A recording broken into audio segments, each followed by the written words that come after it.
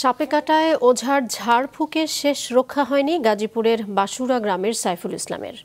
অথচ মৃত্যুর পরও তাকে জীবিত করার আশ্বাসে প্রতারণার ফাঁদে পড়ে মোটা অঙ্কের টাকা গচ্ছা দিতে হয়েছে স্বজনদের।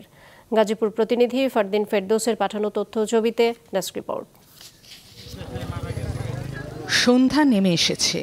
স্থানীয় এক স্কুল মাঠে কলাগাছ আর কলসি বসে সহযোগীদের নিয়ে নানা আয়োজনে মেতেছে ওঝা। সাপে কাটায় জীবিত করা হবে মৃত সাইফুল ইসলামকে। এই দৃশ্য দেখার জন্য দূর দূরান্ত থেকে জড়ো হয়েছেন মানুষ। এই কড়িটা চালান দিয়ে আপনার ওই মর্দা সাপটা আনবো, আনার পরে আপনার বিষটা টাইনা বের করবো ওই সাপে। কিছুক্ষণ পর মাঠে আনা হলো সাইফুল ইসলামের মরদেহ। আর ততক্ষণে পারিশ্রমিক হিসেবে স্বজনদের কাছ থেকে 15,000 টাকা আদায় করেছে ওঝা।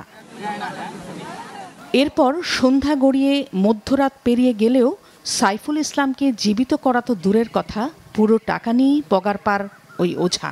জানাজার ডেট দিয়েছিল 2টায়, জানাজার সময় দিয়েছিল 2টায়। ওই সময় 2টার আগে একটা ওঝা আসছে সাভার থেকে, আইসা বলছে আমাকে একটু দেখতে দেন। তখন তাকে দেখতে যে তখন সে বলছে যে এটা শিউর আছে, আমি এটা চিকিৎসা করব।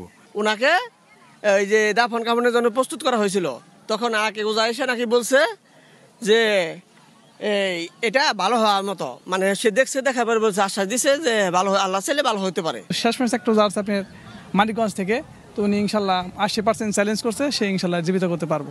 রাত 2:30 পর্যন্ত অপেক্ষা করে দাফন করা হয় সাইফুল ইসলামের মরদেহ। শুক্রবার সন্ধ্যায় গাজীপুরের কালিয়াকৈরের বাসুরা গ্রামে বাড়ির পাশে মাছ ধরতে গেলে গোকরা সাপে কামড় দেয় সাইফুল ইসলামকে।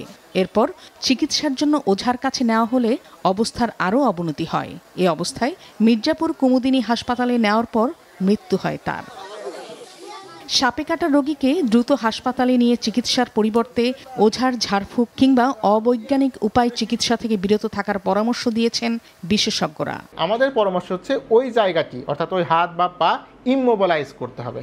আলতোভাবে ওইটা বেঁধে দিবেন, বেঁধে দিয়ে কোনো প্রকার বেশি নড়াচড়া না করে, কোনো প্রকার ওঝা ঝাড়ফুঁক কবিরাজের কাছে না গিয়ে আপনারা দ্রুততম সময়ে নিকটস্থ হাসপাতালে যোগাযোগ করবেন। মাছরাঙা নিউজ ডেস্ক।